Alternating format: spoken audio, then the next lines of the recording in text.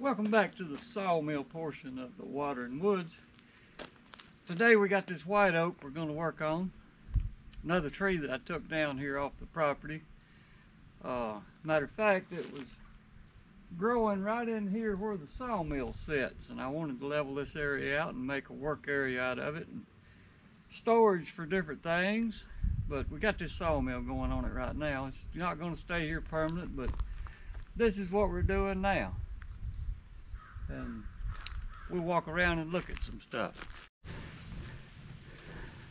Okay, now we're inside what's going to be the shop.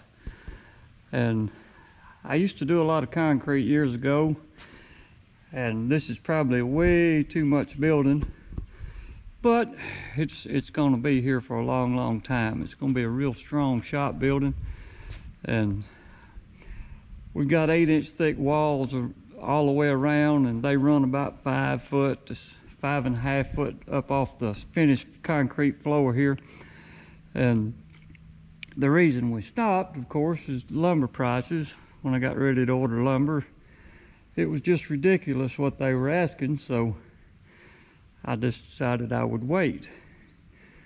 I've never been in no hurry for stuff like this, so we're just waiting right now. And I don't really have the logs, or I don't know if I really want to build this out of green lumber, because it's a concrete wall up so high, and that's not going to move. But green lumber is going to move and tweak just a little bit. So anyway, we're going to build it right and wait on the lumber prices to come down. If they don't come down in a couple of months, I'm just going to have to go ahead and do it anyway. I just hate to be price gouged on stuff that's ridiculous. Now back to the sawmill. We got a white oak tree like we talked about here, and I've already slabbed 2 sides of it, trying to get this thing squared up into a cant. And this is the second log off of the tree, and it's got a few knots here and there, which that don't bother me. If they're sturdy and solid, I like a good knot out in the middle of a board. It gives it character. But anyway, we had a couple big limbs off here. We'll get it squared up a little bit more, and I'm going to cut it down. It's really not that small. It was 19 inches pretty much on the butt end down there where the saw head is, and it's not going to be too much smaller on this end, but I'm going to try to square it out at a 12-inch wide board, and we'll get some 1x12s out of this, and that's going to be nice. And if you can see right down there off the gravel pad, that's the top to this tree.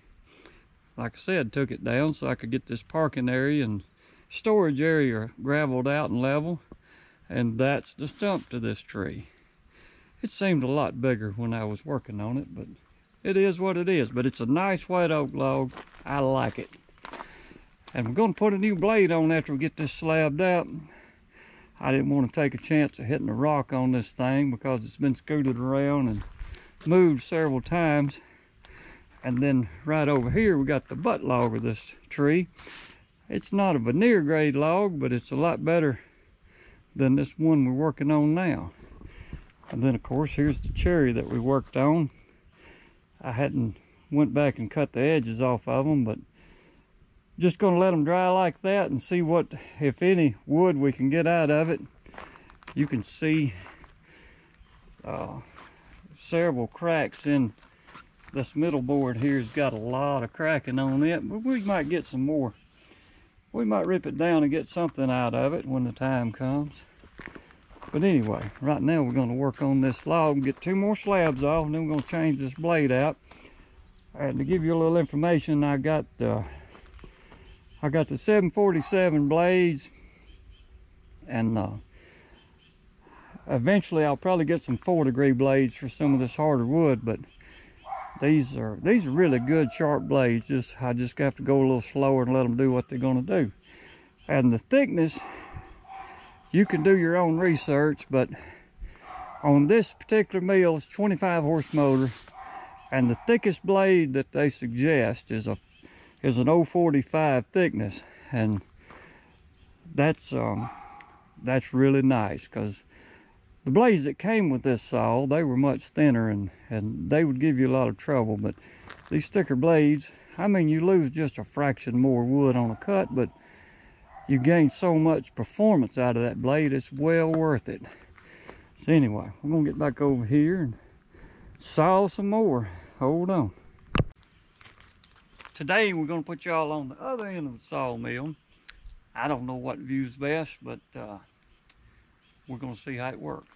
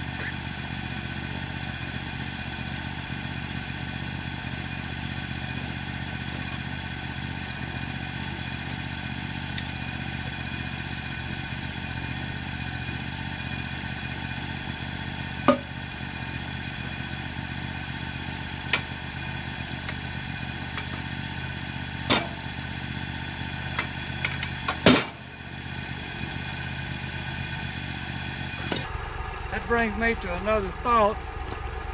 Those back arms on this mill, they don't have those little rollers on it. I should order them, they never do it. But that would make those logs turn a lot better, for the most part. It's always been a little aggravating to try to turn these logs like that, because they hang up on those arms.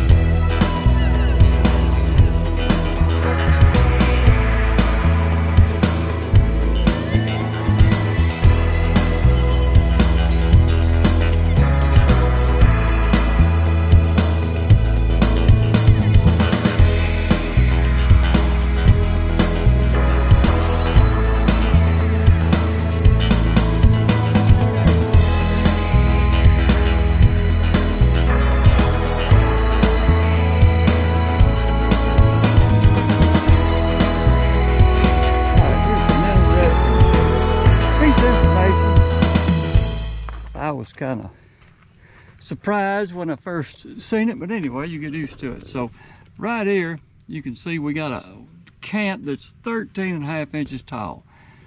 Now, due to the angle of the frame, about 8 inches deep is as much as you can cut. But if you blocked your can over to where it would clear this angle here, then you could probably get about 2 or 2.5 more inches. So it's possible to saw about a 10 inch cut on this thing depth wise, but normally I like to get my cant back there. It keeps the if you move it over too far, the sawdust is not going to get pulled in and extracted out the chute like it should be. But if you have to, you have to. But that's just an interesting tidbit.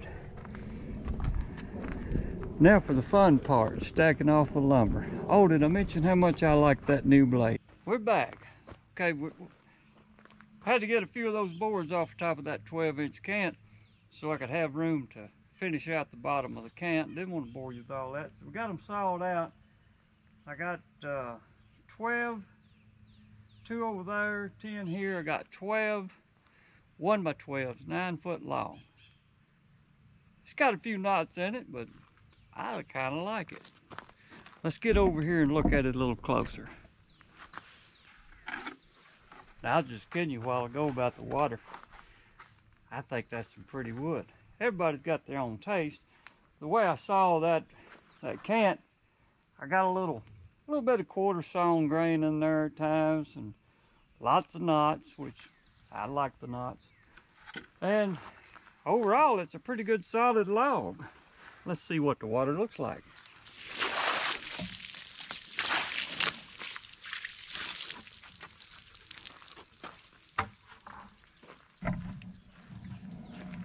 Well, that looks pretty good. I think the dog even likes it. I don't know if y'all met the dogs, but that's Busy. We named her Busy because she is definitely busy. That's a Jack Russell. And boy, there's nothing that moves that she doesn't get involved in it. Then laying over there in the distance, that's Bo. He's our chocolate lab. Couldn't ask for a nicer dog. He's not highly trained, but he just seems like he knows what you're saying. And he wouldn't harm a flea. Well, as far as people and what's here, now they don't like intruders because we're out in the country and they're very protective. But I think they're just all bark, very little bite. Okay, that's it for today. We'll see y'all next time. Whatever we're getting into, it'll be woods or water. Thank you.